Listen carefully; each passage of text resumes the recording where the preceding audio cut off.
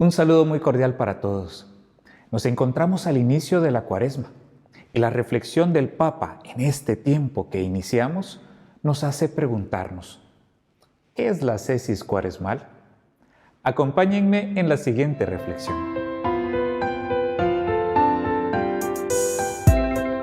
En el mensaje de Cuaresma de este año, el Papa Francisco nos habla de la ascesis cuaresmal y nos dice que esta es un compromiso que, guiados por la gracia de Dios, asumimos para poder profundizar nuestra fe y quitar todo aquello superficial en nuestra vida que nos impide ir más adentro, más profundo en esa relación con Jesús.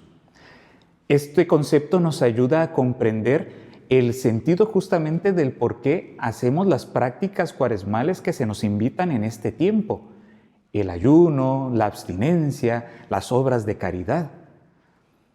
Todo esto tiene un sentido, que es quitar de nuestra vida esas cosas superficiales que me apartan, que me alejan de Jesús, que me alejan de esa relación vivida a profundidad.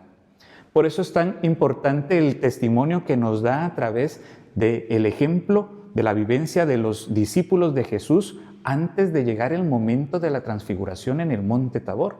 Y es que 6 días antes de este acontecimiento, Jesús les pregunta a sus discípulos: ¿ustedes quién dicen que soy yo? Pedro inmediatamente toma la palabra y dice: tú eres el Mesías, el Hijo de Dios.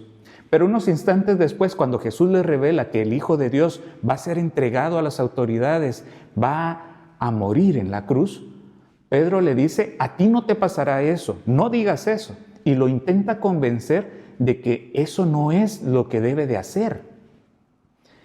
Esto nos muestra justamente cuál es la situación que vivían los discípulos y Jesús, porque los discípulos tenían ya prejuicios que, debido a la cultura, a la esperanza que ellos tenían de cómo iba a ser la liberación del pueblo de Israel de la opresión del imperio romano, creían que Jesús iba a ser un libertador de este tipo, que los iba a sacar de ahí y a devolverle el lugar que le correspondía a Israel como pueblo elegido de Dios. Incluso que los iba a poner al frente a ellos de las 12 tribus de Israel. Todas estas situaciones superficiales no les permitían conocer a profundidad a Jesús, al Maestro, a quien verdaderamente tenían ahí frente a ellos. Y por eso Jesús, 6 días después, llama a Pedro, a Santiago y a Juan y se los lleva a dar un paseo por la montaña. Los lleva a vivir un retiro espiritual. En ese camino por la montaña, lo único que dice la palabra es que iban siguiendo a Jesús, iban detrás de Él.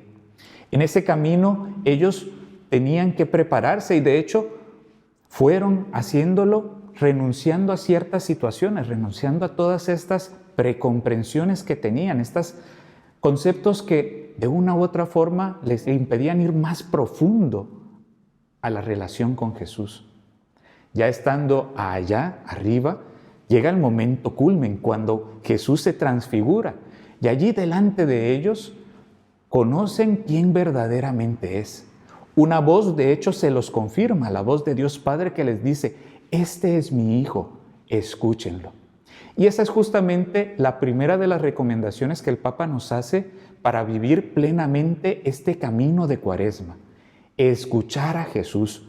Eso lo hacemos pues claramente a través de su palabra, de la palabra de Dios, que se nos propone en la liturgia de este tiempo. Si durante este tiempo no podemos ir siempre a la misa, por lo menos tomemos las lecturas de cada día y reflexionémosla. Profundicemos en la palabra de Cristo, incluso ayudados por el internet. Pero también otra de las maneras como se nos manifiesta Dios, como Dios nos habla, como nosotros podemos escucharlo, es a través del rostro de aquellos que necesitan ayuda. A través de ellos Cristo también habla a nuestras vidas. Y la segunda recomendación que nos da el Papa para vivir profundamente esta Cuaresma es lo que les pasa inmediatamente después. Estando allí en medio de esa contemplación tan grande, tan bella, que incluso no saben qué decir ni qué hacer, que Pedro le dice: Maestro, hagamos 3 chozas, porque quieren quedarse ahí.